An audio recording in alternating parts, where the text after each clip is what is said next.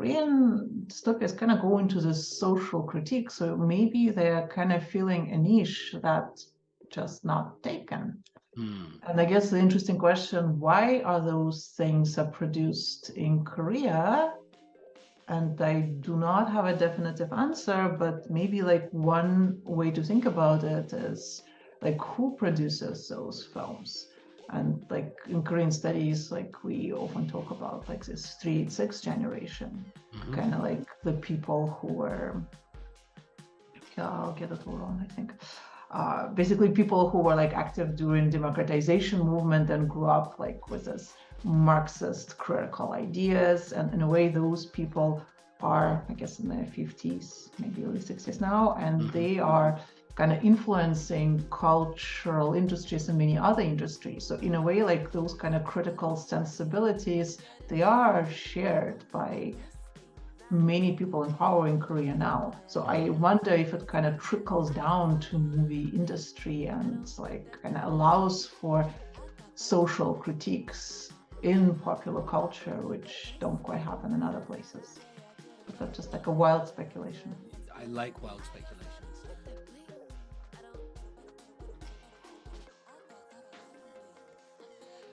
Dr. Fedorenko, thank you for speaking with me and joining us on the Korea Deconstructed podcast. I've got so many questions that I want to ask you based on your work, your research, and the excellent academic things that you do. But I would like to start with this one because, Dr. Fedorenko, you arrived in South Korea in 1998 and you came from Russia.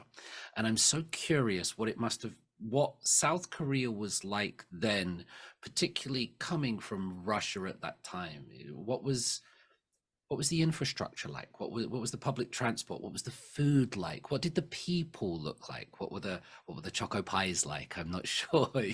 What was that ground level reality, Dr. Fedorenko, of arriving in South Korea in 1998 from Russia? Well, that was a long, long time ago, so it's kind of hard to remember. So it was October 1998. So sometime after so-called IMF crisis has hit Korea, so all those consequences were on the ground, I suppose. But coming to Korea as international students, that was my first experience to Korea, so I really had no point of comparison. So it didn't seem, I guess I had no expectations, so it could not look as I expected, so to speak. But I do have one little memory which kind of struck me. It might have been my first week in Korea, and I was going to language school, Ohaktan, and there was a group of us, international students, getting on the train, and the music playing, I guess, on the station radio was exactly the same that was playing on, like, I don't know, station radios in Moscow. So in a way, it weirdly felt like, okay, I guess globalization has happened. The world is kind of the same everywhere. The music is the same everywhere. So it was kind of a bit of a disappointment that it didn't feel like somehow radically different. So yeah, that's kind of what I remember now. That's amazing, because I felt the same disappointment. I thought I was going to come to a place, it's not the same disappointment, but I thought I was going to come to a place and go and sit with an old guy with a white beard and smoke a pipe in the hills and find my inner penguin and be all this Buddhist mystical, completely incorrect preconceived ideas of South Korea. And I came here and there was loads of churches and department stores and fast food restaurants. And I was like, really? It took a while to find it. You said that you were going to language school. How's your Korean? I just finished reviewing a book by Fyodor Tetitsky. He's a scholar of North Korea. Does some excellent work, but his language skills are just wow. How are you with Korean? Well, my Korean is kind of intermittent. I actually was very enthusiastic about learning Korean when I got here in 1999 and put a lot of effort into that and had many Korean friends and basically just kind of wanted to go, full energy into Korean mode. And back then, like expat scene was quite different, actually not that super interesting. So in a way, like kind of hanging out with Koreans was much more fun. So that was back then. And then I guess many things happened. And now I am teaching in English at Seoul National University. And in a way, I don't really have that many opportunities to speak Korean. So I kind of feel like my Korean has been progressively deteriorating. So yes, I kind of use it for field work, I guess occasional faculty meetings, but in a way that's kind of narrow pockets of life where it is relevant.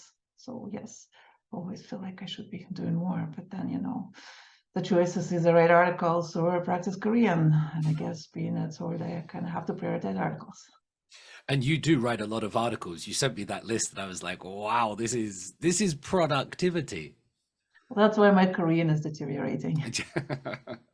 Do you, just before we go to some of your articles and things, do you think, because I was speaking to this with my previous guest, so I just want to explore it with you. Do you think speaking Korean, knowing the language, does it give you a different view? Does it give you a different insight? Or is it, well, or is it a case of whether you speak the language or you don't, you're still experiencing the same Korea? Or do you think that if you do interact in Korean with Korean people, you're getting into a different perspective that you might not otherwise see? How do you go on that conversation? No, I mean, I think there's kind of no question there. Of course, language opens many doors and changes like how people respond to you. Like even like little things. If you speak Korean, like you could, I don't know, chat up a person at a restaurant and they tell you something, and I don't know, maybe get like some extra service. So just basically it enriches your interactions incomparably, I think. I speak to the taxi drivers. I like to know what, just everybody, but the people in the restaurants, yes. And yeah, I like to know what people are thinking. It's very important. Yeah, I guess it's kind of like a classic trope in many ethnographies of Korea, like an anthropologist is riding a cab and chatting a taxi driver, and they give them their like deepest insight into their field work. Yes. At least a couple of books I can think of doing that. Oh, really? I'm not doing that. I'm just often taking taxis when I'm drunk, and taxi drivers want to speak to me, and when I speak back in Korean and tell them what I'm doing, they like to unload everything. I think they're obviously generally elderly gentlemen with a lot to say, I guess, but that's what they do. I want to ask you, if I can, I'll go about contemporary South Korea, because that's what a lot of your work is. And a mutual acquaintance of ours, Dr. Henry M., he was the gentleman that recommended that I speak to you, and it was on this topic of contemporary South Korea. And before we get into some of the details, I wonder if you might sort of play out contemporary South Korea. Is it a conservative place? Is it a progressive place? Is it secular? Is it Confucian? Is it hyper modern? Like, how do you understand this contemporary South Korea that we inhabit today? Well, in a way, it is kind of a question I'm trying to answer with my research. And in a way, there is really no simple answer, as I'm sure you're self-aware, because depending where you go, you could find all kinds of things you listed. So in a way, maybe for me, what's interesting about South Korea is how it is like a place where many contemporary processes kind of unfold in accelerated way, kind of concentrated way. So in a way, like as a scholar of contemporary society, South Korea offers many opportunities to be kind of like slightly ahead of the curve, especially like studying media and popular culture. So like one of the examples I like to do in my classes on media, first election won by the internet, like kind of by the internet politics, like by internet netizens. So in South Korea, it's 2002, Roh Moo-hyun's election. In the United States, it's 6 years later, 2008 Obama election. So kind of like little things like that. Or even with fandoms, for example, you know, this participatory youth culture is kind of everywhere, But Korean fandom participatory culture kind of took it on a very different level and in a way that is influencing other youth cultures in different places. So in a way, it is kind of like peculiar place, but those peculiarities, they almost kind of like this concentrated things that are happening elsewhere. So I don't know if that answers the question. No, it raises more questions. That's brilliant. Do you have any idea as to why South Korea was so quick to adapt these internet or these technological approaches? So you mentioned Roh Moo-hyun's election, and that was the internet victory that he won, with people mobilized online to support him. We know all about the fandoms and how mobilized they are across the history of K-pop. Was there a reason? Because if we think of sort of Korea in terms of social values or progressive values or these things, it always seems a bit behind the curve to certain international standards. But in terms of this one, it's you're positioning it ahead of the curve. Well, as far as I know, it's like this telecommunications, internet industries. In a way, it was all those developments like around after Asia debt crisis, after like IMF crisis, when Korean government actually put a lot of effort in building up that infrastructure. And in a way, that's kind of like very prosaic answer. The infrastructure was there, and people just got on it and used it. They do, and when I try to put this idea across to my students or people when I'm lecturing, that for young people today, South Korea is kind of more hyper individualistic, more so than other countries. Like they've really got into that telecommunications, this kind of device thing like this, that there is this textbook idea that South Korea is collectivist and interdependent and high context, and there's some truth to that. But I also see young people today, and they're really into these devices and hyper individual with them. It's amazing how quickly these things could change, I think. Well, I'm not sure if it's a change or if it's kind of coexistence of different aspects, because like with certain things, like, you know, with cell phone, even if you want to, you cannot use it collectively. Like, so in a way, technology kind of forces this particular usage, but like with certain things, again, like closest to home, like university culture, still, okay, sure, students kind of compete with each other, especially if like some curve grading is enforced, but at the same time, there's like a lot of sharing going between Hubei, Sonbei, and in a way, there is some kind of like this collective identity there, and there's no contradiction there, just kind of slightly different aspects of life governed by slightly different logics. And different mediums, I guess, different resources affecting how those play out. Yes, I loved it during COVID when those kind of curved gradings went away. At least at the universities I was teaching, they were far more lenient on it. But curved grading is such a bane sometimes. Do you have any sense of how, you've already mentioned the Asian financial crisis, or known locally here as the IMF crisis. Do you have any sense of how Korea got to contemporary South Korea? So obviously there's the Joseon dynasty, there's traditional Korea, and there's lots of it in between. And we can't narrate the whole history, but I'm wondering if you might, a pivotal moment or an important thing. I was recently reading Lee Nam-hee's book about the politics of time and memory. It just came out, right? Yeah, I read through it. It was very interesting. I liked her previous book on the Minjung as well. But in that, she suggested that certain sections of the Undongwan saw 1987 as a failed revolution. It brought democracy, but it didn't bring what the certain sections of the Korean left wanted. How do you understand Korea's journey to contemporary life? What was some, points in the road, or some missed opportunities, or some pivotal moments, decisive factors in getting here, Olga? I guess I'd be curious how you would define contemporary here, and because that's actually kind of open-ended question. Like, I'm just reminded, before teaching at SNU, I was teaching at NYU, and I was asked to teach a course, Issues and Debates in Contemporary Korea. And they gave me a syllabus of a person who was teaching it before, and their contemporary Korea started in late 19th century. Just kind of, okay, I don't know, I guess like in anthropology, we don't really think of that as contemporary. That's like, yeah, modern. So like, I guess, when does contemporary start? Are we talking about 21st century? Are we talking kind of post-democratization? I guess I teach a class in contemporary Korean studies, and I start with Tangun Halaboji and myths and things like that. I started 5,000 years ago, so you'll hate me. But I guess I'm asking, how did it get where it is? Like, in the very simplest ways, we're in 2023. I think most people know where Korea is to a certain extent today in terms of economics, politics, and society.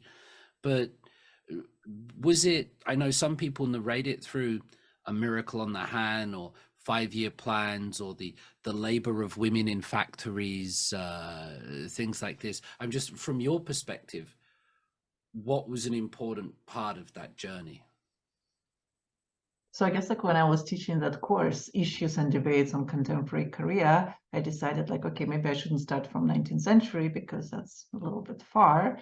So I did start in 1945, this kind of national division, because that was like one moment which, well, defined many things to come. And I guess you had like a conversation about that with Professor Henry M. So I'm definitely not going there. I guess for studying kind of Korean media, popular culture things I do, kind of the most decisive developments would be like in the 80s. And like some of those are technological developments, like, you know, emergence of color television, for example. And of course, like political developments, like such as democratization, which in many ways changed the rules, how media is produced, and changed like media landscape. So definitely that would be kind of like one touch point there. And usually, I guess the story goes then into, well, 1997, Asian debt crisis, like IMF crisis, all those things. And it's actually kind of interesting to think what moments are important after that. And I guess probably Park Geun-hye's impeachment, 2016, 17, that's definitely kind of a big moment there. And I don't know, it seems kind of difficult to identify other things. Well, I guess Corona has changed many things, but we are not quite far on the other side to see actually if any of those changes are staying or not. I didn't wear a mask today. It's the first day, and I Wow. loved it. Yeah, well, by law, at least, I was allowed to do that, and so I did. You mentioned there, and this is obviously related to your work, but the liberalization, or at least the loosening of restrictions on media. You mentioned sort of the color televisions in the 80s, and was that, how did media become liberalized? Was it, I've heard all before about Chanduan's like 3S policy and things like that. Was it liberalized from the top down as like a gift to people, as say, hey, look at this stuff, don't pay attention to our human rights? Or was it fought from the bottom up? How did media in South Korea become liberalized? It's a very broad question, but No, I think the main development, like, was this promise of democratization, was amendment to constitution, which made freedom of speech constitutionally protected. So that was a big deal. And so that like meant abolition of censorship, other things. At around the same time, like 1988, where abolished all these restrictions which allowed for, which basically limited number of media outlets. So before, like under Chun Do-hwan, there was like a limited number of newspapers that could be published. And those limitations were gone, and suddenly, well, anyone who wants to publish a newspaper can do so. So the number of media outlets mushroomed. She has the statistics in my book, but I'm kind of afraid to exaggerate it off the top of my head, but it was like exponential. It's like many more things were published, and that happened over a short period of time. So on the one hand, it kind of meant this more opportunities to express different things. On the other hand, it also meant that all those new media were fighting for the same amount of advertising money, which made them much more vulnerable to kind of demands from advertisers. So in a way, it was kind of complicated situation. So they were free from the state, but more dependent on capital. I get that, yeah. And so they would have had to have, you know, pushed what they're doing in order to get those contracts, in order to compete, in order to do that. You mentioned there was a quantitative difference in terms of the amount, this exponential growth of new media and advertisers. Was there also a difference in like qualitative, like in terms of the media being produced pre 88 and post 88? Did it go from sort of, you know, top buttons up to all of a sudden cleavages in one day, or we love the president to, you know, was there a dramatic change overnight, or did it slowly take time to? Can't really answer about media in general because I haven't like really researched that. But with advertising, actually, it was quite interesting because it took a little bit of time, but suddenly there were like all this nudity in advertising and liberalization of what advertising could say. And at that point, advertising was not yet considered part of that freedom of speech provisions that would come later. That would come like in 2008, but like overall kind of landscape that suddenly like all these things could be expressed because it's democracy. That definitely was noticeable. And again, some of it went into politics and provocative themes, like around 1999, 2000, like there's like this popularity of North Korean themes in advertising. Like, kind of like advertising playing with this idea of unification. And people who I interviewed about that, they would say, well, you know, before you couldn't do that. That would be censored. That's too provocative. And now we have freedom. We can talk about that. So, but the question is like, okay, is discussing like what kind of freedom is that? Discussing politics and advertising. So that's just in a way, that's where kind of interesting developments. Why did it take until 2008 for the advertising factor? You said that there was that sort of 20-year period almost, right? Until that became more, I don't know, liberalized, democratized, or more open, perhaps? Well, okay, it was liberalized before, but basically advertising is not regular kind of speech, it is commercial speech. Okay. And whether commercial speech is protected or should be protected or not, that's actually a big debate. So in the United States, it's kind of like separate provisions for commercial speech, and generally it is protected to a degree. In Korea, it was basically considered marketing communication, and therefore not really part of that whole freedom of expression debate. So that was kind of how it has been historically. And pro-business lobby was kind of pushing to recognize that advertising is also creative expression. It also needs to be protected in some ways, and they've been trying to do it for quite some time. And it was in 2008 that their challenge to constitutional courts succeeded, and for the first time in Korean history, advertising was recognized as protected speech. So. Did that produce a notable change in the advertisements pre and post 2008 then? And basically, I was doing my fieldwork in advertising in 2009, so just kind of 1 year after that happened. And it was actually interesting moment because things were kind of in movement and everyone was uncertain. On the one hand, many people would say, like, what's happening? Like, why suddenly is there like all this, you know, strange advertising on television? But those regulators would say, but you kind of have to respect freedom of advertising these days. So basically, until that point, all advertising that was shown on the terrestrial channels, like the main television channels, it had to be pre-approved, like every single one of them.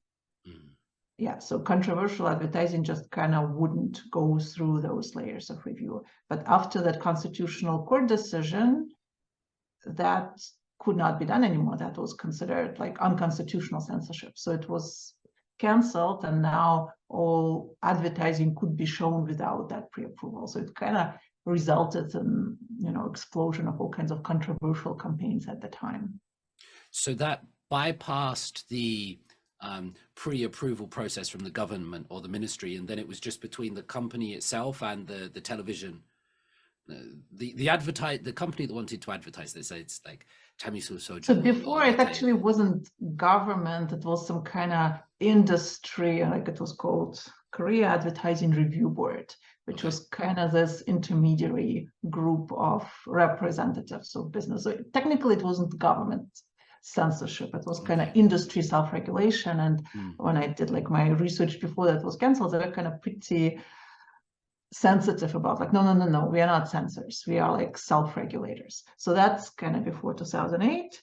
After 2008, it was between companies and media outlets, but after advertising has aired, there still is KCSC, Korea Communication Standards Commission, and their job is to make sure that what's shown in the media doesn't violate any rules.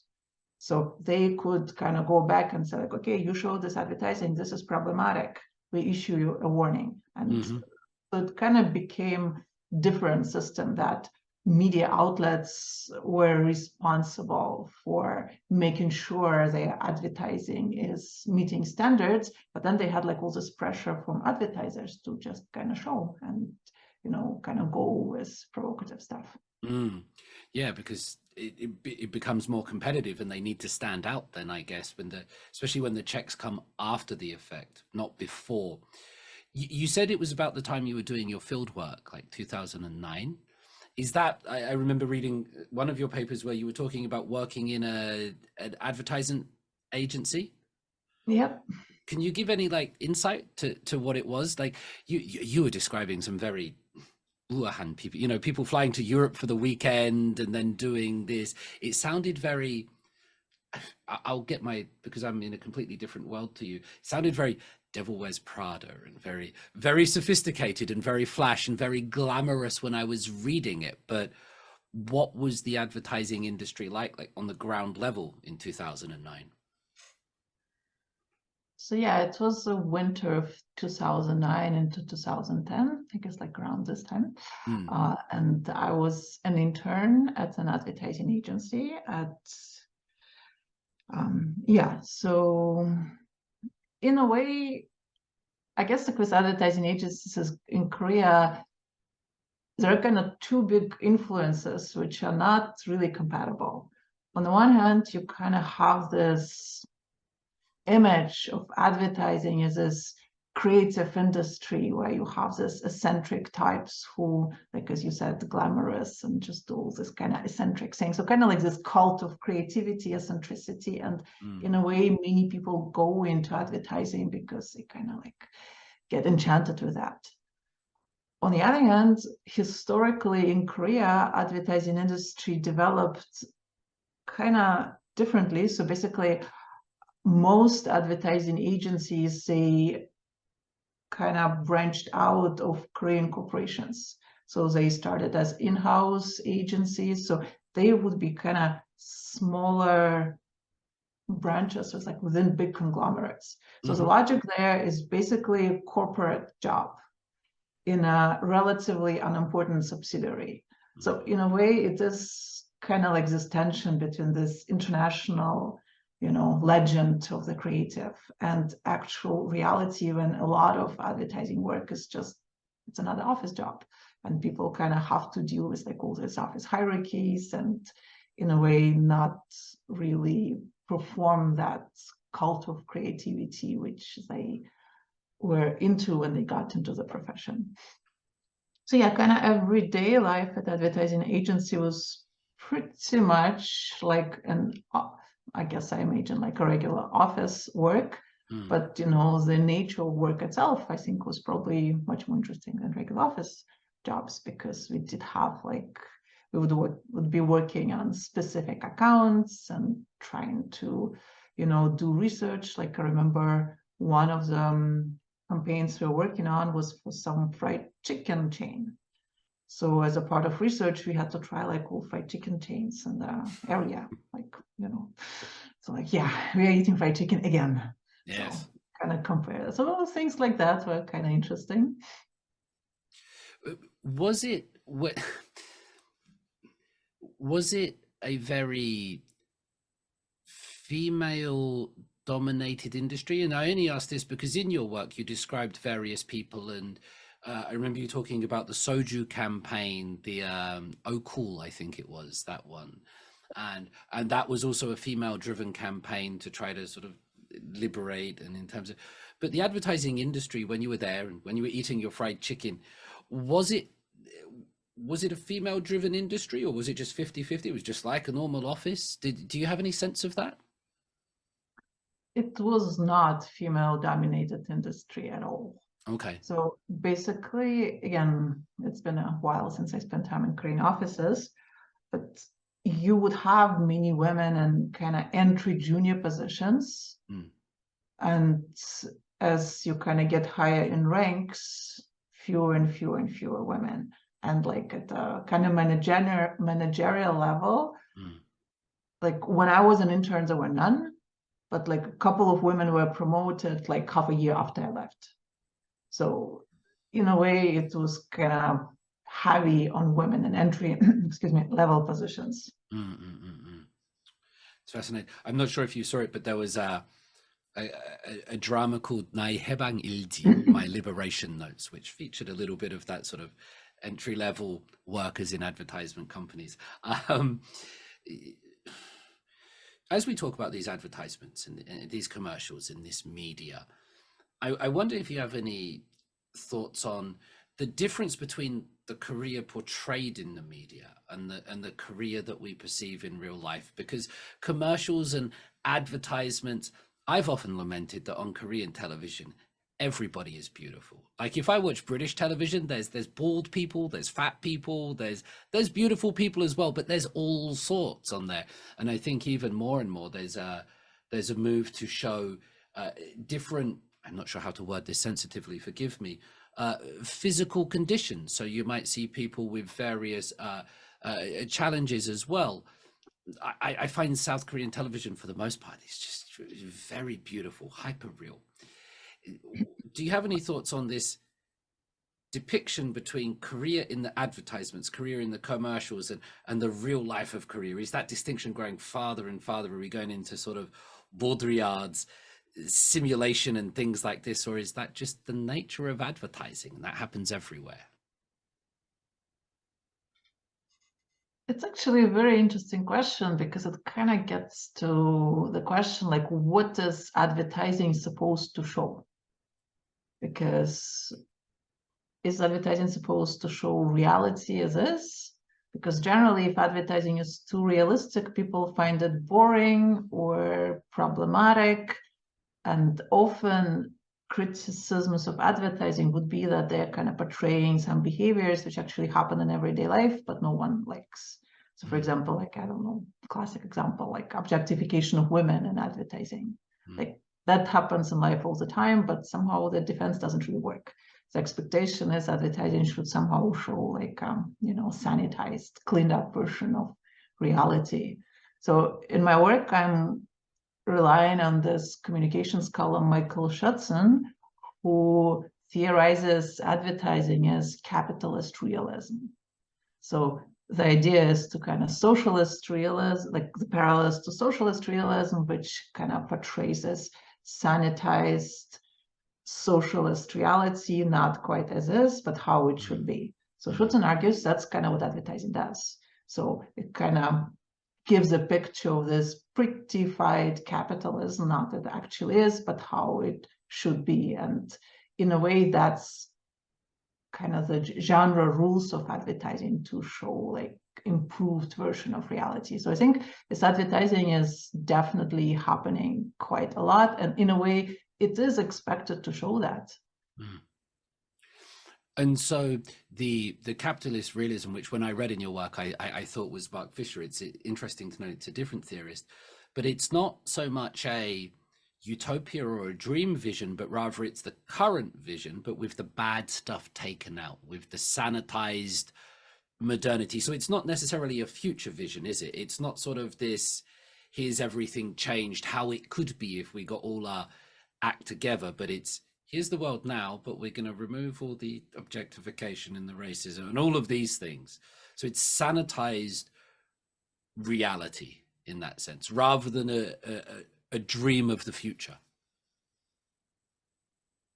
I think that's pretty accurate. And I guess, like you mentioned Mark Fisher, so he also uses this capitalist realism term, but he kind of uses it slightly differently in a way that's kind of how I got to read him. So in a way, he kind of takes it from Schutzer and says, well, okay, it's just not interesting to just talk about advertising. Let's talk about kind of capitalism in general. And Fisher's definition of capitalist realism is basically this idea that it's impossible to imagine a world which is not capitalist. And in a way, that's kind of how it works.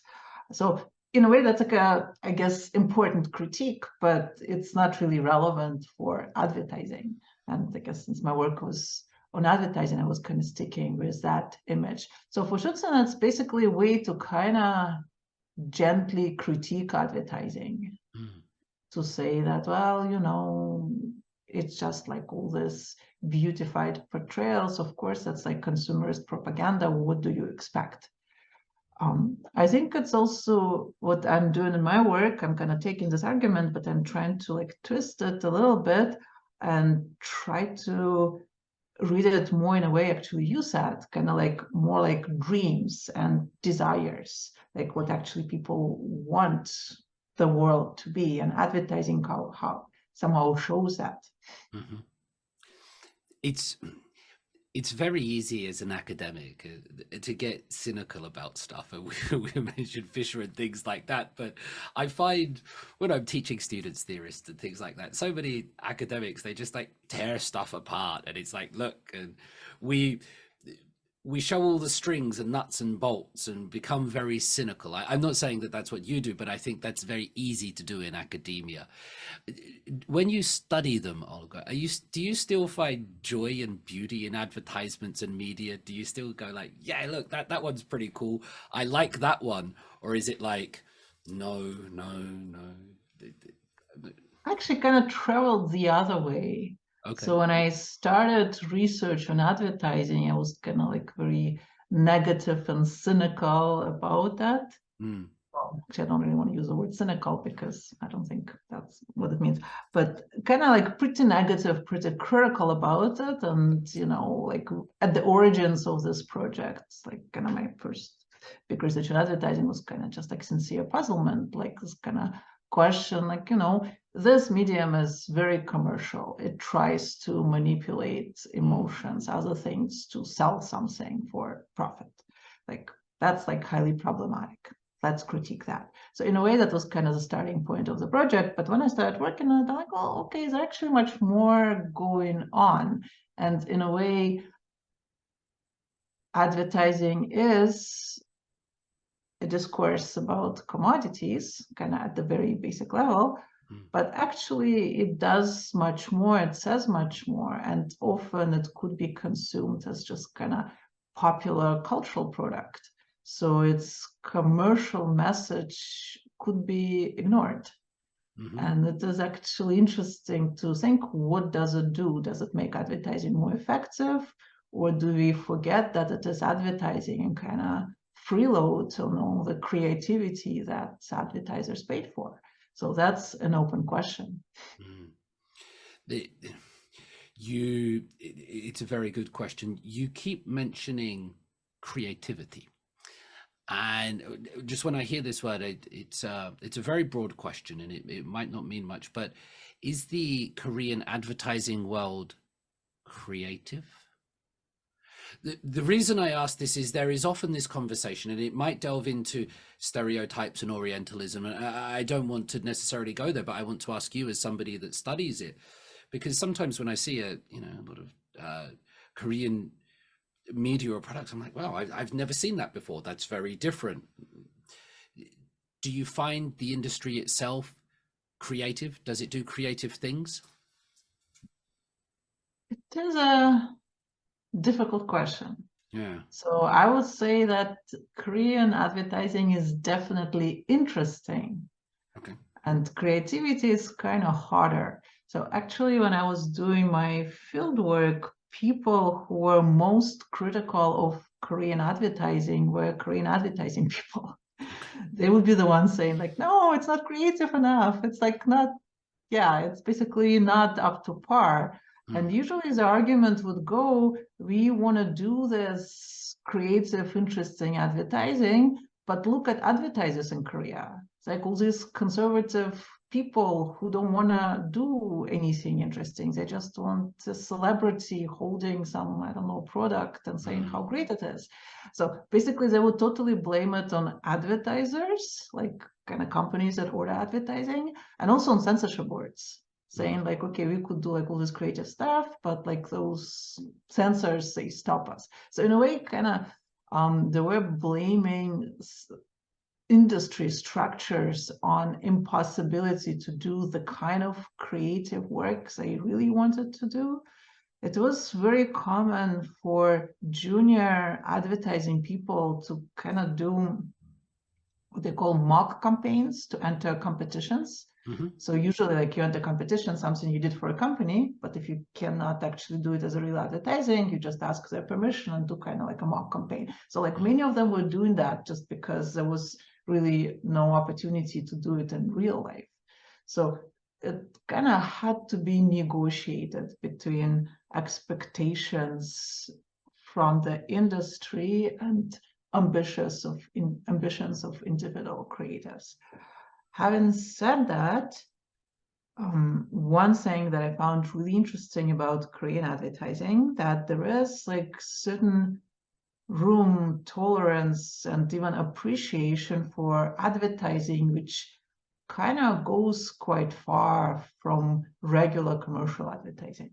So often that would be some kind of image campaigns for big corporations, and they would tell like some super sentimental stories which leave this kind of warm feeling. And if you don't know what the company is doing, you'll never guess from that commercial, but it's just like sweet, nice, kind of this humanistic message. And there is like a lot of appreciation for that kind of advertising in Korea, which kind of moves away from advertising.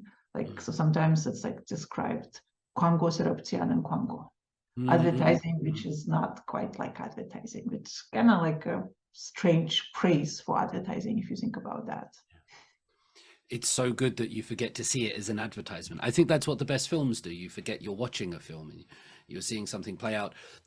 Could I ask you, on these advertisements that move away from advertisements for the big companies, is it correct to say that they play, I think you used the word human emotions, but they do that sentimentality, they do that, they try to get that very melodramatic kind of emotional response for the people. So it's not like a high octane sexy thing, it's not so much a catchphrase like a what's up or a Budweiser or a McDonald's thing, but it's more that kind of that emotion, that sentimentality, that melancholy. Other people might use kind of like ordinary people living ordinary lives and like dignifying that everyday experience of everyday people and just kind of experiences that sentimental warmth from that. Like the campaign I'm describing, like in the introduction of my book, it says like for this SK Telecom telecommunication company, and it shows like a black and white slideshow families spending time together, and the soundtrack is Let It Be, sung by children. Like, yeah, so kind of like very, very sentimental. Yes. As I age and have children of myself, I find myself even more and more moved by these things, even if I don't want to be. Like when I was young, I would look at those things and I would balk and I would scoff. But as I get older, even I'm moved by the sentiment. So the interesting question to me would be like, why you don't want to be moved by that? Probably elements of machismo, or growing up in that men should be stoic, or sort of, you know, I grew up watching James Bond and things like that. So there's probably all these preconceived ideas of British more than Korean masculinity involved in that, I would suggest. That's actually kind of one of the ethnographic discoveries I did in the course of my fieldwork, that basically the appropriate way to engage with such advertisements here is actually to be moved. Yep. And I kind of wanted to critically read into them, like, don't you know, it's a corporation trying to, you know, sell you stuff, manipulate your feelings. Don't you feel like, I don't know, cynical, ironic or something? And people I would say it to here, like, so cynical. Can't you just appreciate the message? So in a way, like, I kind of realized that my cultural scripts require me to kind of have like a little bit of this critical distance towards advertising. And I guess seems like you're kind of coming from, in a way, similar background, that like, yeah, we know it's advertising and we know it's sentimental, but yeah, I'm kind of like, yeah, I'm not really moved. But here, in a way, like, who cares? It's advertising. The message is beautiful, so why not? And it's Korean advertisements for Korean people. And so that's the target audience, isn't it? Sometimes I remember watching so many movies and dramas and things here and just not getting it, and just being like, really, that's the conclusion? That's how you end it? And Korean people would say, yeah, that's brilliant, you know. And so you slowly have to learn. I think the language helps to see it through those eyes. I've become less critical, I guess, cynical of K-pop and things like that. I try to open up a little bit, but it's hard to do it all the way. Olga, we talked about Mark Fisher a little bit, but in your work you also have sort of like Slavoj Žižek, you know, Wolfgang Haag. You have others, and there's Marxist analysis, or there's an economic analysis. And you know, you mentioned the liberation of South Korean society and certain discussions. Books have been banned in South Korea during the 60s, the 70s, the 80s. It's I remember going to graduate school and having professors in like international political economy textbooks, and they would get to Marxism and they would just skip the whole thing, as if to say, we are not talking about that. That's too dangerous. And yet in your work, you do use it, and you're working in Korea, publishing in Korea. I want to ask two questions based on that. The first is, where is the value in those lenses, or in what sense are those lenses applicable and useful? And the second one is, do you receive any negative feedback? Do people look at you kind of side-eyed a little bit and going, oh, you're going on that Marxist thing again? Which wouldn't be a problem in Europe or something like that. I'm just wondering in the local context here. That's an interesting question, because kind of, to me, it's like a very obvious thing that, like, if I write about advertising, how can I not bring up commodity fetishism at least a little bit? Like, I'm not going into that in detail because it's such a well-known argument. So in a way, like, because advertising is basically a capitalist institution, you kind of need capitalist theories to analyze it. And that's kind of where, like, this Marxist concepts of, well, ideology, commodity fetishism come in very handy. Do I get any pushback for that? Well, not really. If anything, I get the pushback for not kind of leaning in hard enough into like those concepts, because in a way, like, scholarship on advertising, like, unless you're doing it in business school, but kind of doing it in humanities, social sciences, it would be very much based on Marxist theory, kind of Marxist cultural studies. And what I'm doing in my work, in a way, it is a starting point. But having done this ethnographic research, I kind of realized, like, okay, that's very useful for kind of sketching a bigger picture. But actually what happens on the ground, it kind of gets messy. And you have this like capitalist logic of advertising, which is supposed to sell commodities. But sometimes it doesn't sell commodities. Sometimes it just makes people cry because they moved by sentimental message. So in a way, like, in my work, I kind of try to basically set up different levels of analysis and kind of keep this Marxist level at, in a way, kind of broad structural level, and bring things down an ethnographic level and kind of show like, okay, things are kind of messy on the ground. So actually, like, the pushback I get is like, okay, you are not like giving sufficient attention to, like, you know, how advertising is promoting certain ideologies and doing other things. I actually think it is important to notice that advertising might be structurally created to do that, but it doesn't necessarily accomplish it. Like, as I was saying, sometimes advertising circulates as popular culture.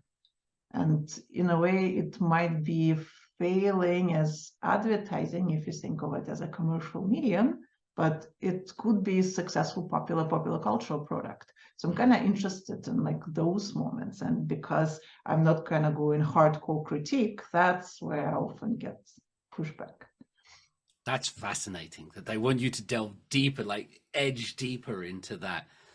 I also think it's also kind of like a question of context, because I started this work during my PhD in Toronto, and you know, there, like, you have many graduate courses which would have like this Marxist perspective as kind of starting point. So in a way, departing from that is harder. So yeah, kind of different academic roles in different places. Yeah, absolutely. I think it is changing. I think sort of it's become popular to a certain degree. If I write a column that's got that kind of Marxist approach in it, there will be a lot of attention to it. There's some fascination to those ideas at the moment. And I think like with popular culture, it is a very popular topic, and different ways to theorize it include like kind of Marxist analysis, which could get us to very provocative insights. Like, I'm kind of thinking about this whole culture industry argument, which, you know, basically a way to talk about mass-produced popular culture as, you know, put it very crudely, like basically ensuring the continued obedience of the masses who subjected to like this popular cultural products. And you know, that critique has been around for quite a while. It has been extensively critiqued for elitism, for like not respecting agency of consumers. But then, you know, if you start looking at K-pop industry and pay attention to like a dozen of K-pop bands which are produced every year, you kind of think like, okay, they're all very different, have very original concepts, but in a way kind of also the same.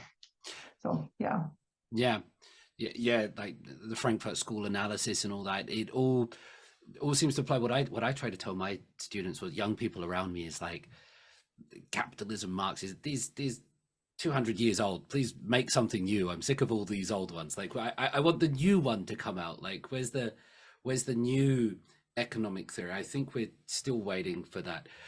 But rather than, can we move on, if I may, to the idea of celebrities? Because you just mentioned K-pop stars, and you have done some work on celebrities, and they do play a big role in advertisements here, the celebrities. Are there certain elements of celebrityhood different in South Korea than celebrities elsewhere? Is it just the case, Olga, of celebrities are celebrities? Doesn't matter where you go. A Russian celebrity is the same as a Senegalese celebrity, is the same as an Indian celebrity? Or is there something specific about the nature of celebrities and the way they work in media and advertising here in South Korea? Well, I would say like a little bit of both. So the bottom line, and I'm thinking like a very old definition by Daniel Burstein, like celebrity, someone famous for being famous. Yeah. So that formula kind of still works in Korea. And if anything, like Korean celebrity seems to have perfected that, because, you know, every little, you know, media appearance, every little thing becomes like the event which could be reported. So celebrity is like generated and regenerated. So in that sense, that's just kind of like that celebrity machine of, you know, producing and reproducing well-knownness. But in terms of differences, and I was writing about that like in one of my articles, I like all these expectations, additional expectations of Korean celebrities to, well, for lack of a better word, behave well. Yeah. Like that they are supposed to be, you know, good citizens. They're supposed to be role models. Like, you know, if in the West, like drinking, drugs, all those things, like, yeah, that's what celebrities do. Here, no, shouldn't be happening. So in a way, like this expectation that they are not only famous for being famous, but also kind of deserving of their fame. So in a way, like, you know, so-called cancel culture in Korea started much earlier than anywhere else. We could think about that because like celebrities would get in trouble if some even rumors would surface about, I don't know, sex tapes in case of female celebrities. And even if they are just rumors and proven to be rumors and not have any substance, like reputations, careers have been ruined. So that's kind of like reputation wise, like that's important to avoid like any kind of moral controversies. And of course, in terms of being good Koreans, being like responsible Korean citizens. And I guess for male celebrities, like the army is a big question, like that they have to go in army and, you know, not to try to avoid it and all those things. And yeah. It feels like sometimes that, just where I come from in the UK, that if you become a celebrity, you get sort of almost carte blanche to do what you want. You can be a Liam Gallagher or the Beatles and go off and do drugs and live the party lifestyle, and you're sort of beyond morality or the law or social, and they will say, well, yeah, you've earned it, look at you, you're at the top, you can do those things. And not everybody does do that. Some people will be celebrities and still live very normal or you know, conservative lives. But in Korea, it feels like the opposite. The closer you get to the top, the more restricted your life would be, rather than that freedom opening up. I mean, you mentioned sex tapes. That would be people like Ivy, I believe it was. Yeah, that's the one I was thinking. Yeah, I was here for that. But it just seems like the bigger the celebrity you are, even things sort of like dating or anything just becomes so restricted. And I'm not sure how common, in those two examples, they feel very different to me. I'm just not sure how common those two are in other places around the world in terms of celebrity, whether, you know, British examples that I give, they're the kind of exception, or whether no, in South Korea, this idea that the more famous you get, the less freedom you have, that's the interesting one. I kind of presented the article where, well, I kind of developed these ideas to various international audiences, and I do not recall anyone kind of making that point, like, yeah, that's not unique to Korea, in our country, same thing. I mean, I'm sure it happens, but I think here it's kind of like a very mainstream central part of celebrity culture. Yeah, and they even use the word like 대표, right, or representative. People come representative because sometimes, I don't know how we get into this, but you're sometimes not an individual. You have to be like 교수, or you have to be Abba. You have to be a role. And these people, when they become celebrities and they achieve these things, they become a 대표 for the nation, whether it's in media or acting, and the kind of weight of the world, the country is on their shoulders to a certain extent, isn't it? Must be. As we talk about these cross-cultural comparisons, you've written, Olga, about the opposite of Orientalism, which I'm not sure if I've ever said this word out loud. Occidentalism? Yes. Yes. Okay. Thank you for checking my English for me. You know, when you read a lot and I don't know, Occidentalism. Yes. So this would be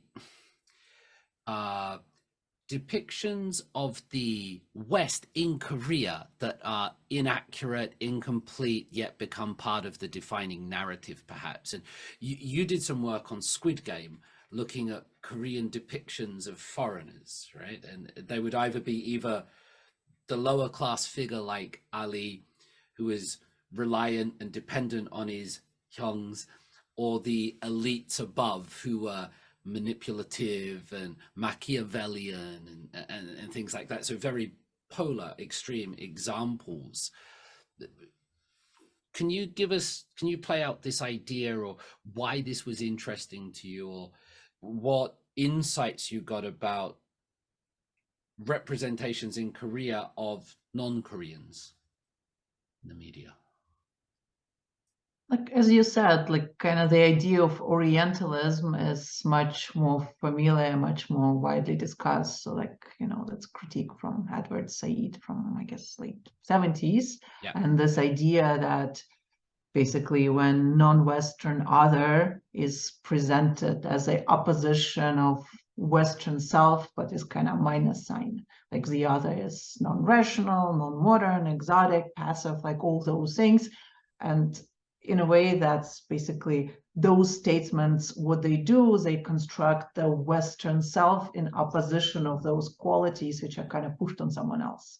So basically, again, like in Said, he basically connects it to colonialism, imperialism, and shows how those discourses were instrumental at that. So that's, I think, a very known idea. And Occidentalism is kind of taking that critique, but to depictions of the West in, I guess, non-Western locales, and Korea is one of them. And generally, it would also be a stylized image of the West constructed in opposition to the non-Western self. So again, the other. And again, this other is kind of very simplified, made like easily digestible. Occidentalism kind of a bit more controversial than Orientalism, because I guess, like as you said, not many people write about it. And also with Occidentalism, the way it works, like depending on the context, it could kind of come with plus sign or minus sign. So what I mean, like in Korean contexts, like the way Westerners are talked about, let's say, like around Seoul Olympics. So this idea of advanced nations, which are like more rational, more technologically advanced, more clean, more this. So basically kind of the Western other, which we are not, with which we need to catch up. And of course, that's like a very kind of one-sided representation, but this idea of this accident put to work for certain local agendas. So not the question how those Westerners actually are, but what work those depictions do. So that's like one way to do it. The other way to do it, like, yeah, like those Westerners, they are too rational, too cold. They don't get like our tones. They don't get like our feelings. So again, the other as very different from self, and the picture kind of depends on this like contrast created. So in a way, that's kind of the idea I am working with here. And I guess Squid Game kind of was very tempting to read through those lens, because on the one hand, you have this Ali, who is like a classic orientalized, character who is presented as childlike, kind of not really dependent on like his Korean partners. So he is not like really fully participating in this game just because he is so naive, not quite modern to fit into this capitalist competition. But then you have like this VIPs who are also kind of caricaturish, and they are like this very, clear villains. And again, they are not like real people, but like a particular figures into which like certain things are projected.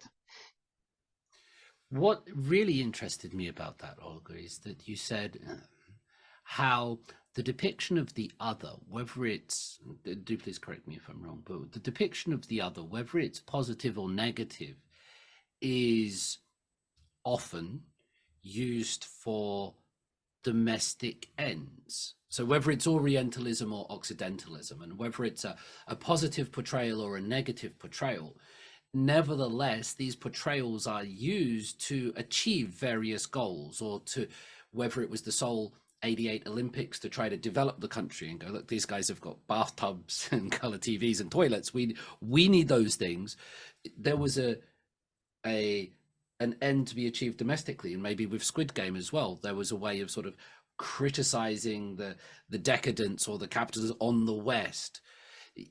Is that in your understanding of Orientalism or Occidentalism, using the other, and it's not just using it without reason, but it's using it to achieve a domestic objective? No, usually, yes. That's kind of the whole point of those critiques, is to not to say like, okay, those representations are wrong. Of course they're wrong, but kind of ask, what do those depictions actually do? And in case of Orientalism, like you kind of make a jump, like, okay, they are pre-modern, we need to come and modernize them. So kind of like that move. And with Occidentalism, again, it's kind of, well, with Occidentalism is kind of, there's like a certain room for ambivalence there. Because on the one hand, like, okay, those Westerners, maybe they have, I don't know, technology and high culture, whatever you're focusing on. But what are the costs of that? Like, look how rational and cold they are. And we have, like, you know, our family values or something else. So kind of like, you know, what did they pay to get so modern? And do we really want to pay that price? So kind of like that room of ambivalence. But again, the conversation is not about them. The conversation is about us. And they are the tool to talk about us, to kind of put it in those terms. I'm still trying to wrap my head around it, but I think I'm getting somewhere with it. I spoke to Colin Marshall recently, and he had this thing that he put out in one of the, I'm not sure if it was the New Yorker or something else, but where he questioned why dystopian Korean visions resonate really well in the West, particularly whether they're sort of neoliberal criticisms of neoliberalism or things like this. So I'm thinking of Squid Game, Parasite. I'm not sure how many of these you've watched, but South Korean criticisms of the system or criticisms of themselves, they seem to resonate really well in the West. There seems to be a lot of attention on them. That was what he was trying to explore. Do you have any view on whether or not it is correct that negative portrayals of Korea by Koreans seem to resonate to some degree in the West? It seems to be like, yeah, that's right. I'm kind of wondering, is it like negative portrayals of Korea that resonate, or portrayals of Korea that resonate? Because it seems like, in a way, Korea kind of having this moment of people being fascinated with Korea, because it's kind of Asian and different. So here is like we having like that little bit of this Orientalism going, perhaps, but also it's like very modern, kind of cool in a way that you have like this K-pop bands, you know, being popular all over the world. Also, you know, the fact that Korean technology, like Samsung phones, are quite popular internationally. So I think there is like this general kind of curiosity about Korea as this like freshly noticed place, which might have not been on people's radar for a while. I mean, that's just kind of general impression. In terms of dystopian visions resonating, again, I'm not a big consumer of popular culture, but in a way, are there kind of comparable dystopian visions produced by, like, let's say, North American filmmakers? And my sense is like those dystopias kind of don't quite go in those social direction. Like usually it's like, I don't know, some zombie apocalypse or like some kind of more grander disasters. And Korean dystopias kind of go into this social critique. So maybe they're kind of feeling a niche that's just not taken. And I guess the interesting question, why are those things produced in Korea? And I do not have a definitive answer, but maybe like one way to think about it is like, who produces those films? And like in Korean studies, like we often talk about like this 386 generation, kind of like the people who were, I'll get it all wrong, I think. basically people who were like active during democratization movement and grew up like with this Marxist critical ideas. And in a way, those people are, I guess, in their 50s, maybe early 60s now, and they are kind of influencing cultural industries and many other industries. So in a way, like those kind of critical sensibilities, they are shared by many people in power in Korea now. So I wonder if it kind of trickles down to movie industry and like kind of allows for social critiques in popular culture, which don't quite happen in other places. But that's just like a wild speculation. I like wild speculation sometimes. The 386, the people born in the 60s, went to university in the 80s, and then were in their 30s. Yeah, I've seen that referenced in Korean language books now as the Enpalyuk. So they're still always born in the 60s. They still always went to university in the 80s, but because their age changes now, they're just the Enpalyuk. That's the way they do that. It's fascinating to me that sometimes the most commercially successful cultural products in a capitalist system are criticisms of capitalism.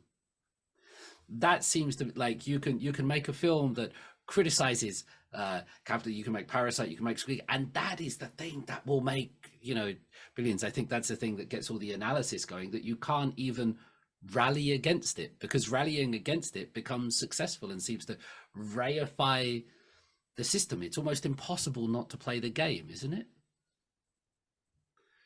I'm not sure I exactly understood your comment, but it kind of reminds me, like you brought up Slavoj Žižek, like his whole, you know, argument how ideology works through cynical distance. So in a way, like watching Parasite and saying like, yeah, you know, all these bad things are happening in the societies and an awful kind of feel like, yeah, I know that there are all these social problems. I know that I have all these issues.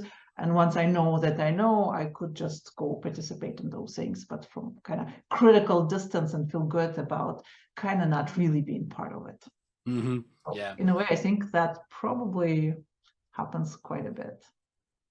There's that idea of, I agree with you, there's that idea of catharsis as well, or something. You know, we watch one of these negative portrayals, or it might not just be about capitalism, it might be about other social issues, and then we feel that feeling inside of us has been resolved because we've watched this. The product did it for us, and now we can go and buy our Starbucks and consume with impunity.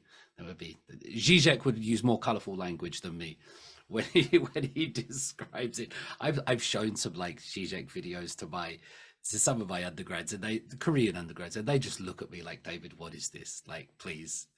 It's a very, if you don't know who he is and you see him for the first time, it's a very interesting experience, the way he talks and swears and gestures, I guess.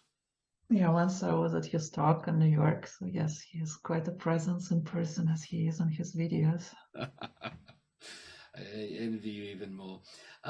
Is there anything, Olga, that we've missed in advertising, or that we've missed in your work? Because, you know, we tried to talk about some of the things there, the liberation, this idea of when advertisements become a political space. Maybe I'll just ask you this question. Sometimes when I'm drinking with my brother-in-law, and he's 45, and when he gets really drunk, I hope he doesn't mind me saying this, but when he gets quite drunk, he'll often start playing his favorite advertisements on his phone, and they're generally like beer. I love this example. They're generally like beer commercials from the early 90s and things like this. Okay. Drinking commercials. Do you remember this one? Do you remember this one? And everyone's just like, oh yeah. But he will go through these and show them, and he will sit there and dance, because the jingles and the actions, they often came with you know, whether it was the hitting cup of cut or these beer commercials, there was a certain way to do something. It was not just a sound, but there was also a gesture or a vocalization that he remembers, that he wants to reenact, or that he wants to reminisce over. And, you know, it might sound like, oh, this is very making it up because you do advertisements, but that's genuinely how he reacts, you know, once a month or something, when he's had this, that he wants to go back to the old advertisements. And I'd never thought about it for a while, but they do sort of play a role in some people's life. It's like, these songs or these memories, these ideas that stick in there. I guess I'm asking you, do you have any comment either on that example or on the nature or the role of advertisements in our life in general? I love this example. Thank you for bringing it up. It kind of makes me feel like, hey, the things I got things right in my book.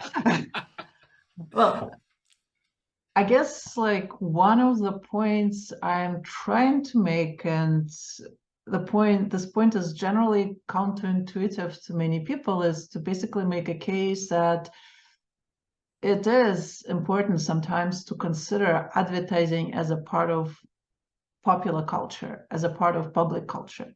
So that is not at the expense of critique of advertising as a commercial capitalist institution. That all holds. So that's like all there. But when advertising kind of gets produced, gets into circulation, there is no way to make sure it kind of stays that capitalist instrumental medium. Because, like those commercials your brother-in-law is watching, like he probably remembers it's beer commercials, he probably doesn't remember which beers they are for, because it doesn't matter.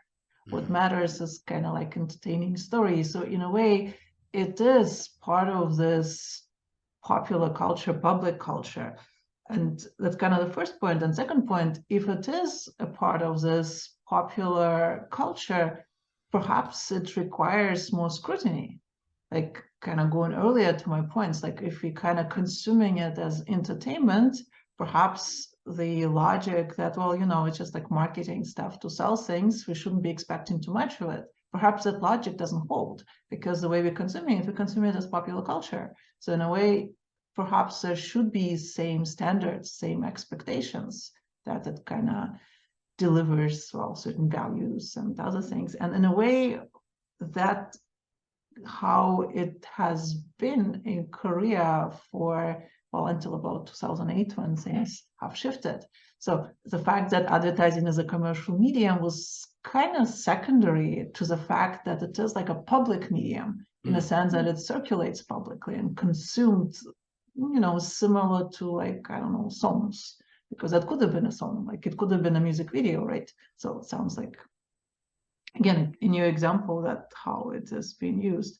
So in a way, like that's kind of the tricky argument to make, because on the one hand, I'm kind of arguing for importance of advertising. And on the other hand, I'm saying that it is not really about advertising selling commodities, that maybe its impacts are elsewhere. So that also needs to be considered. So it's not like getting kind of advertising off the hook as marketing communication. That's definitely part of that.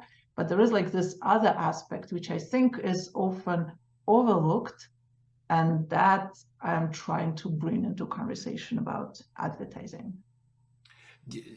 Excellent.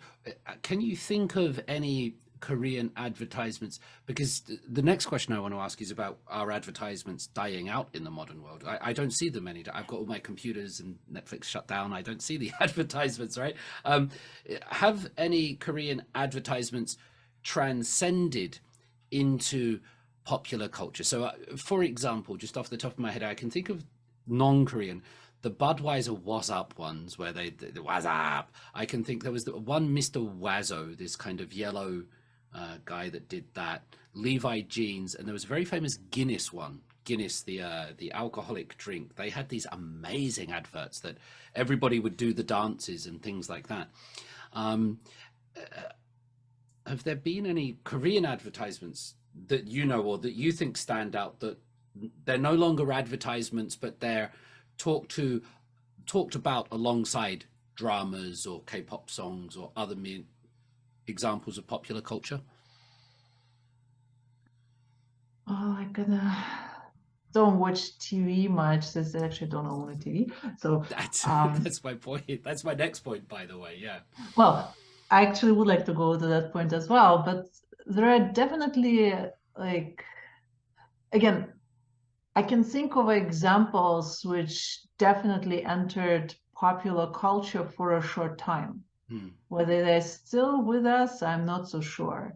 So again, going to 2009, 2010, when I was doing my field work, there was like this series of ads for KT. And they came up with a slogan, Ole. So the scenario is like something good happens, and the protagonist says, wow, then something even better happens, and he's just screaming, Ole. So that Ole was everywhere, like for one summer. And like, there's so many jokes, so many parodies, like I would hear people in regular conversations using it.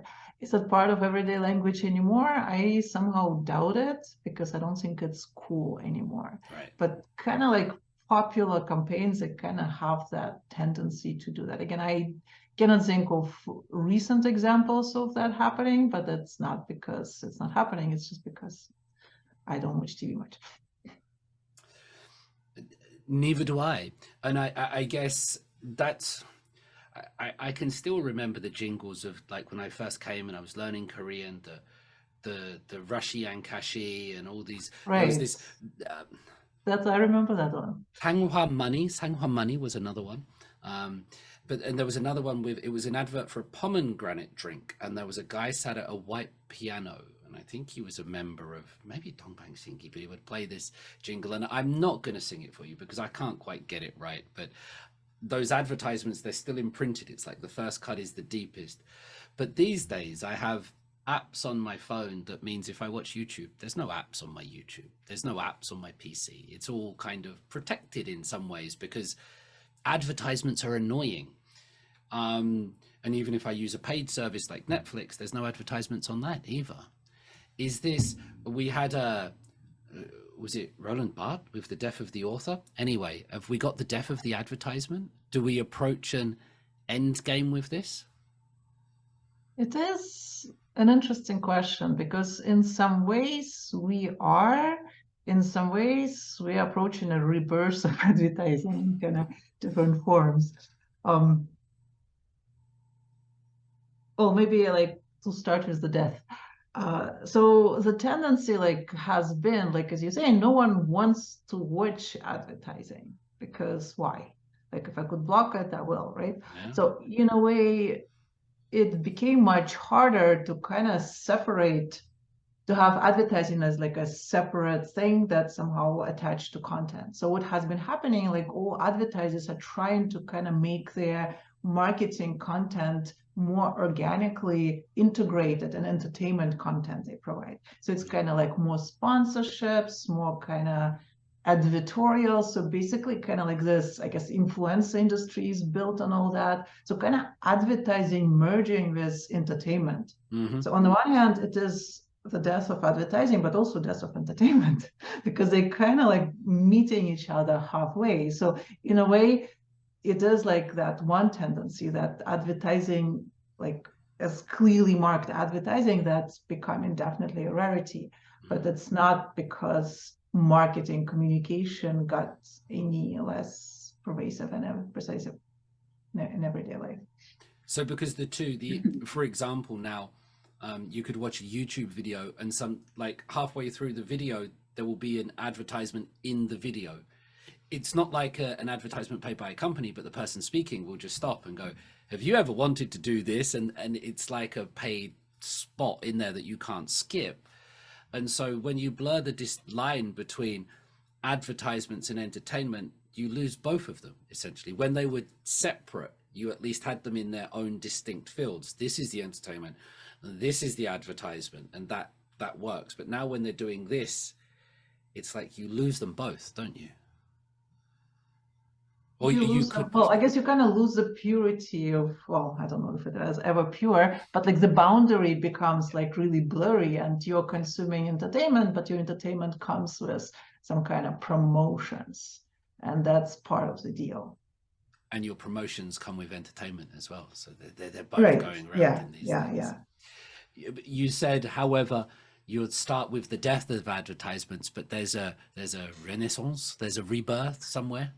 Well, in Korea, actually, that's kind of like my new research deals with that, because one of the things I've been interested, like, I'm sure you've seen them, advertisements on the public transportation for K celebrities, like birthdays vital. So in a way, those are advertisements, but they are like very peculiar advertisements. They are bought by groups of citizens, in this case, K-pop fans, and they basically kind of using this medium of advertising, well, for their own pleasure, to, you know, promote their stars, to go take pictures with those ads, and like, so in a way, it is advertising, but kind of not your old commercial advertising. So that has been going for, I guess, like at least a decade at this point.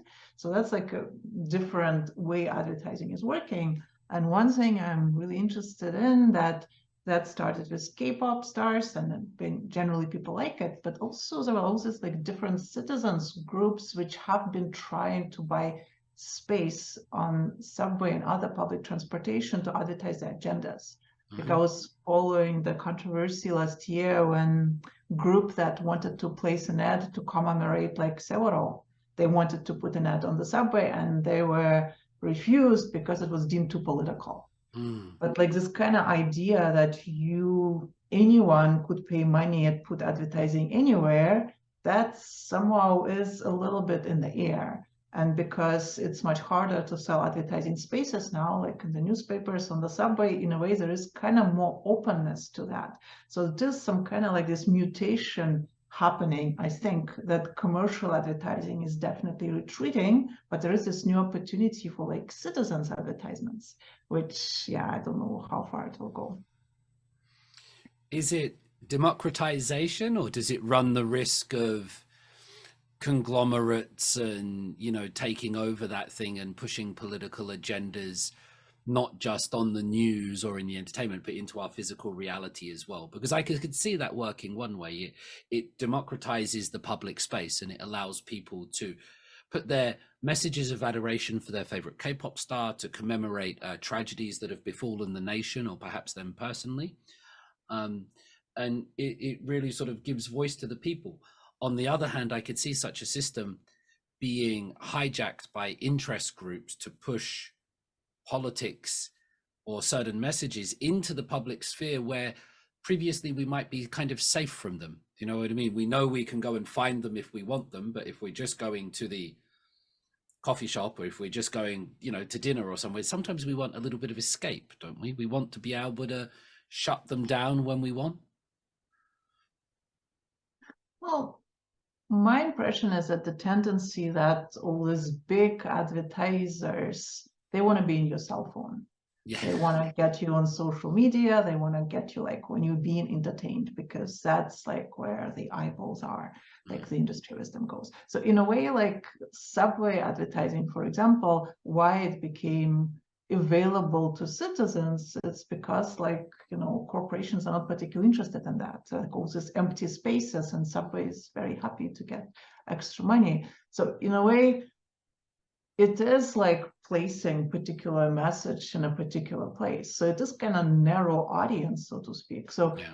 Generally, my impression has been, oh yeah, and also like another point, that it's actually not allowed to put political messages in such places. There is like a whole review board which bans, it bans many things like political, controversial, discriminatory, violating human rights. So basically only things which are not controversial in any way could pass through. And again, there were like challenges trying to like, okay, to make a case that, well, you know, if it is like a citizen's opinion on a matter of common interest, why not? But it is like one issue which is actually debated now, and it's actually interesting to see how it will develop. Yeah, very interesting, because I don't know, Korea's always felt a little bit more apolitical in the public sphere. Like you don't get these big public messages. I tell you one place that I have noticed adverts, and I do see them. If I go onto my Instagram account or something like that, I scroll down. It used to be sort of 1 every 5 posts would be an advertisement. And now it's sort of like 3 every 5 or something. They've really ramped up the advertisements on social media. And I wonder how that's going to work in the metaverse, for example. I was with Theodore Janu at Yonsei, and he's got this whole metaverse thing, and he put me into it with this 180-degree cameras, and he's making these digital spaces. and there's going to be space in those digital spaces for companies, obviously, to add. Have you had any thoughts about Kwango in the metaverse, advertisements in the metaverse, Olga? Well, I haven't thought about advertising in metaverse, but there are like precedents, like with all this virtual worlds. Yeah. Like, I don't know, Second Life, for example, which was kind of immersive game where, well, you could live a second life. And part of what was going on there is, for a while, quite a robust commercial economy with, physical stores setting up virtual stores, like advertising and all that. So sure, like I'm sure we'll have advertising in metaverse. Yeah, I'm sure we will. And I'm glad that you say it's like Second Life, because the metaverse doesn't seem as real and cool as it does to other people. It seems just like what we've done before. Just before I bring us around to these last couple of closing questions, is there anything that in your research or in advertising, in this idea of economic analysis, contemporary Korea, that you think is of relevance, or that we might have missed, or that we might have not quite addressed correctly? Nothing particularly comes to mind. No. Okay. Yeah. Next question for you, there's just a couple left, Olga, is what advice do you have for young people today? So we said earlier that you came here in 1998 and you're doing all your various things and then off into Canada and here. But if you were speaking to 18-year-old Olga, living in 2023, what would you tell her or her peers in order that they can better navigate the world, in order that they can, I don't know, do something? What advice would you give to these young people, Olga? You gave me this question in advance, and it's a tricky one. I've been thinking about that for a while, and I guess the starting point is like, I am not really sure I'm like in a position to give young people advice, like kind of blind leading the blind. Not that I have everything figured out, but like kind of grounding it in my own experiences. I was like, okay, what would I, like if there was one thing I would have done differently, what would that be? And I didn't come off with anything profound, but I did think that one thing I definitely would have skipped is like going to business school in Korea, because I did an MBA at Yonsei and it was an interesting experience, but probably not something that greatly benefited me in the big picture. So kind of extrapolating from that into like more general advice, I think it could be something towards regarding the importance of thinking for oneself and just kind of taking somewhat critically like the ideas of general society, what you should be doing, and trying to kind of think, okay, maybe that sounds like good in theory, but is that something that actually appeals to me? So maybe some general thought like that. I think that's incredibly courageous to say something like, well, I did this, but I don't think it was worth it, because normally we don't want to say that about ourselves. If we do something, I think we're more inclined to say, yes, it was great, even if we're not that sold on it, because of our investment, whether it's time or, Well, people who know me well, they kind of find it hilarious that I did an MBA at some point, because I'm so not an MBA type. I'm slowly getting to know. And I heard this idea recently, Olga, when you said, to extrapolate from your things. And of course, what could you have to tell people? But this idea I heard recently I liked, which was the most personal is the most universal. Because I did this conversation with a young woman, and I got all these messages about it. And she said to me, I never thought anybody would be interested in just my own personal stuff. But it was the personal thing that seemed to really resonate with other people, and I came across that idea that the most personal is the most universal. And I thought it was very nice, that idea that sometimes maybe personal things come up as like most authentic, and in a way that's kind of easier to empathize, kind of to feel that position, and through that, many things happen. Absolutely, yeah. And sometimes I think we lose authenticity in our modern politics and celebrities. We just want somebody that's off script and doing these things. Now I would like to ask you to ask a question about Korea for the next guest, and you have no idea who it will be. It can be deep, it can be shallow, but it's just a way to create Yongyol across the episodes and get something. So Olga, a question about Korea, please.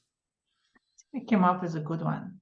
Excellent. So, yeah, if there was one thing you could change about South Korea, what would that be and why? Because I know who the guest is. I'm really looking forward. I won't say, but I'm really looking forward to asking that question to that guest. Thank you for that. It's brilliant. To close this conversation, your question from the previous guest, it's actually two questions. So I'll say it twice if we want. This is a question from my previous guest, Colin Marshall, and he asks you, to what extent is Korea an Asian country? And to what extent is it a country in Asia trying to connect itself to the West? And that's the first part. To what extent is Korea an Asian country? And to what extent is it just a country in Asia trying to connect itself to the West? The second part is, to what extent is Korea a 5,000-year-old society? And to what extent is it a 75-year-old society trying to connect itself to its past? Okay. that's the many questions there. Yeah. Approach it as you will. You have freedom, Olga.